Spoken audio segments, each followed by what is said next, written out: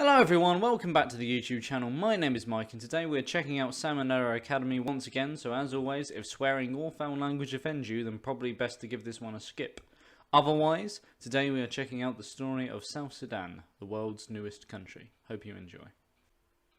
So yeah, South Sudan. So I do know a little bit about the country, but as always with Salmonella, I never know quite where the video is going to take in what direction. So I'm just going to let the video play. If I can add some extra information like I usually do, then I will pause the video and do that. Otherwise, I'll probably just look bemused like I was for most of Tutor's video. But without further ado, let's get into this.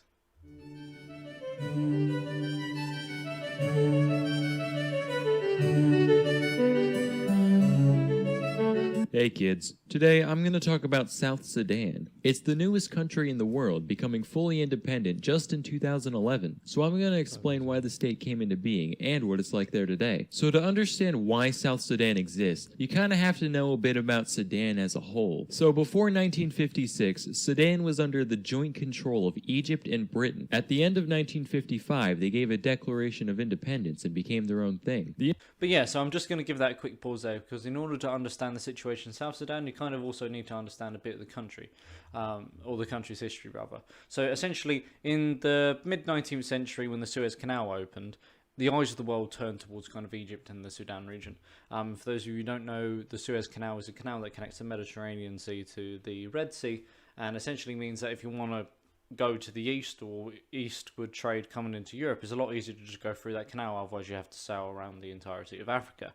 The memers of you might know it or recognise it from the tanker Evergreen, which blocked the Suez Canal and caused massive worldwide trade issues as a result of that. But essentially, once the Suez Canal opened, the eyes of the world turned towards Egypt and Sudan, particularly the eyes of the great powers, particularly Great Britain, because of its strategic importance. Then over a number of decades, the Egyptian ruler conquered Sudan, but he also incurred massive debts to the great powers.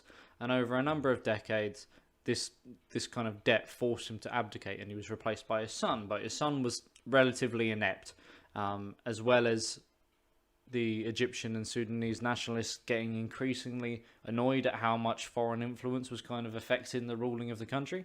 And so there was a attempted coup d'etat, to which the son, the successor, probably done what many rulers have done in the past, which arguably is a mistake, in that he appealed for the British for help, and help the British did.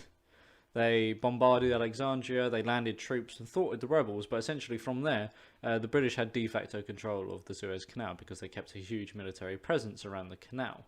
But in Sudan, it wasn't really deemed to be that important, that strategic. And so there was only kind of a token force of British military there.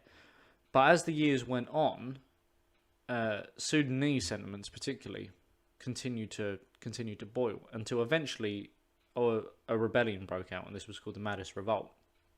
Now these Mahdists were kind of like hardline kind of extremists by modern standards. They opposed things in their control of things like Sharia law rather, which is kind of like Islamic law.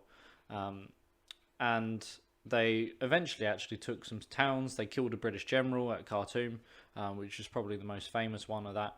And then for a series of years, essentially, a war existed between not only Great Britain, but the Italians, the Ethiopians, because Ethiopians actually offered them a deal in that to kind of be an alliance against the Europeans, and the Mahdists attacked the Ethiopians, which probably wasn't a very smart idea.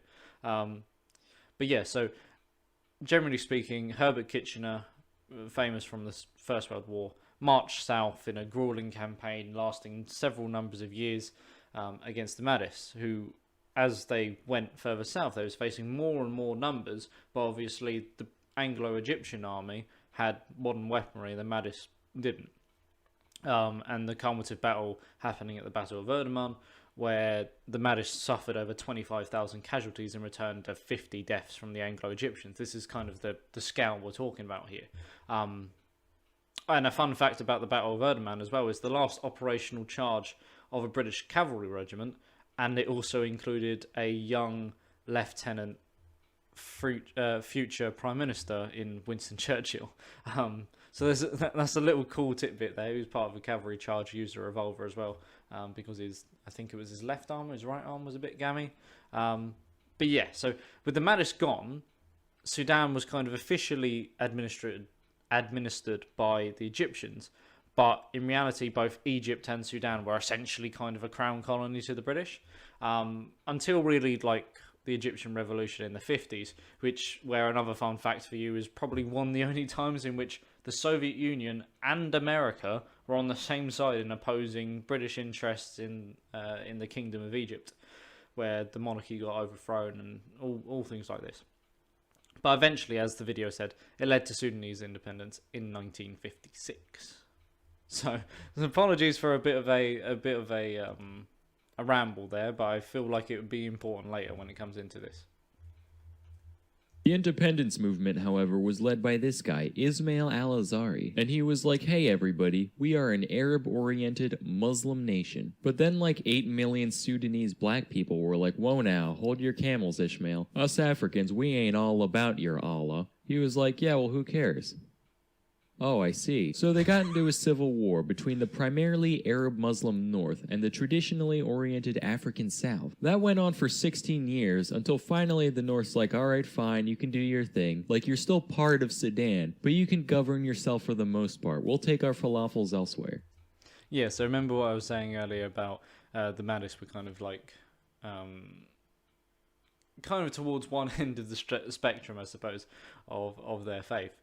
And this caused issues even today, kind of, with, well, South Sudan and Sudan, is essentially the further south that you go, paradoxically speaking, the kind of less Muslim it gets. So the higher north it is the more kind of Islamist. And then the further south you go is where you get kind of traditional African religion or Christianity or Orthodox, that kind of thing. And yeah, a civil war lasted. Although this is quite a light-hearted video, the civil wars were brutal. And I say wars because I feel like we're about to get into another one. I'll let Sam explain. And that peace treaty lasted 11 years, from 1972 to 1983. Eventually, the South was like, well, things aren't that bad now, but the Arabs still technically control us, so it could get worse. And I'm not in the mood for any Sharia law anytime soon, so we should probably go back to fighting. So then there was another civil war, which was basically a continuation of the first one, and that ran on from 1983 all the way to 2005, when finally the two sides made a comprehensive peace agreement, which led to South Sudan becoming totally self-governing in 2006. Then after 5 more years of fiddling around with paperwork, South Sudan became a fully fledged independent nation in 2011. So yeah, so remember what I said about that civil war? Yeah, so they had one civil war, and it's a bit like the Lord of the Rings movie. It's like, one civil war is good, but what about second civil war? And yeah, as I said, it's a light-hearted video, but those civil wars were pretty dire. You know, like, really no quarter was given, loads of civilians died, and I think over the course of the 2 years, like, the death toll was something about 2 million, which is, when you put in proportion the actual population of these countries, it's a bit scuffed. It's quite a lot, and so although this is quite a light-hearted video, yeah, quite a few people died in these civil wars, and spoiler alert, there's more coming. So notice how there were 2 civil wars before the South gained independence. I guess you could say 2 coups make a Sudan.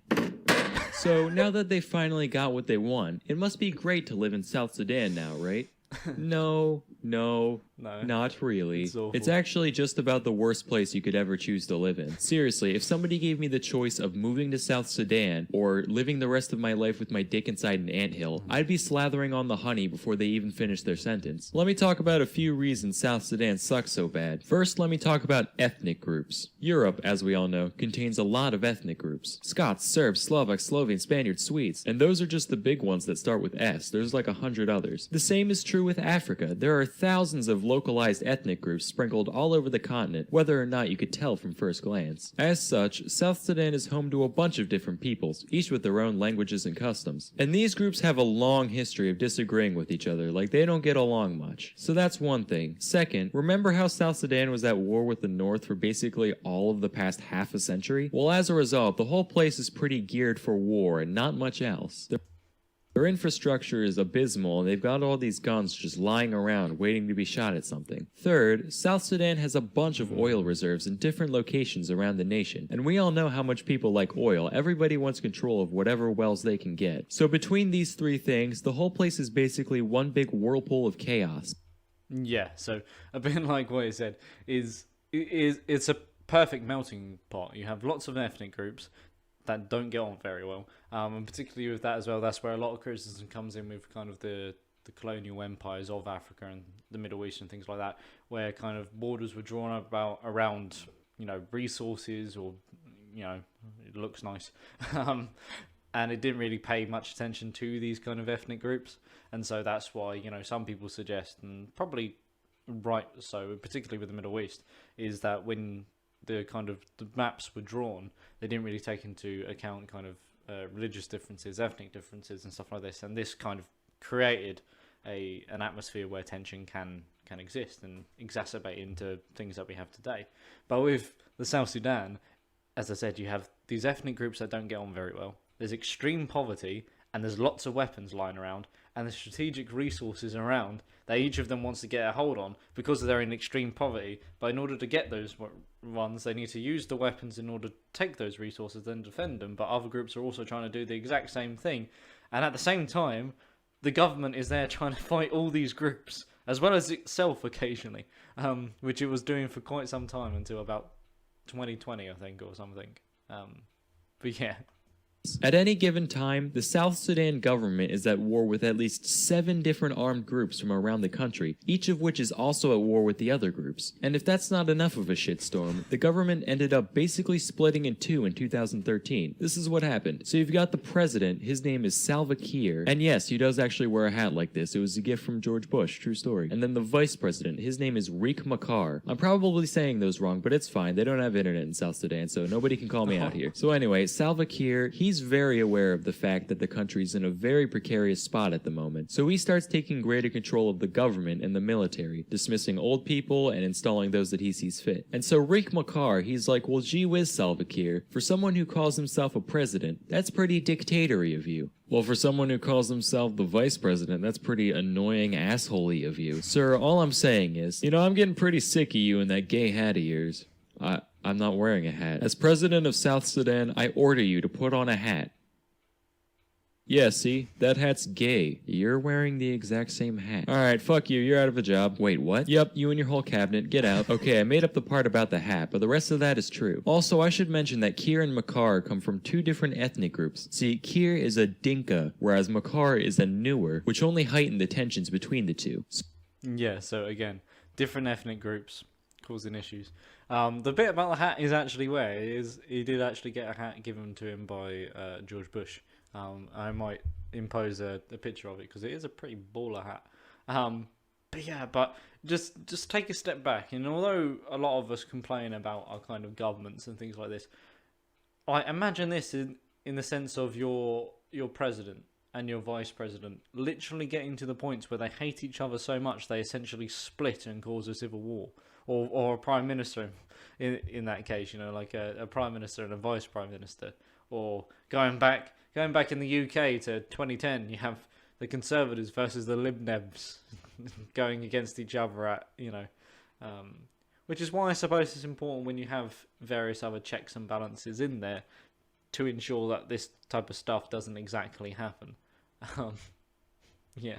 So after Machar got the boot, he ended up taking a chunk of the military with him, most of which were Newers like him, and they started a rebellion against Kiir's government. This is known as the South Sudan Civil War, and it's still going on to this day. So yeah, to sum it up, if you looked up clusterfuck in the dictionary, well, you wouldn't find anything because clusterfuck isn't a real word. But if it was, there would probably be a picture of South Sudan next to it. Seriously, this place makes Hotel Rwanda look like Hotel California. And throughout it all, there's still a bunch of hardworking individuals just trying to make a living, farming or herding or whatever. But the constant warfare makes it so the average person has to live in virtually Stone Age conditions. Which sucks, but, you know, what can you do? So that's the story of the world's newest nation, kids. Till next time, I'm Salmonella, and thank you for watching.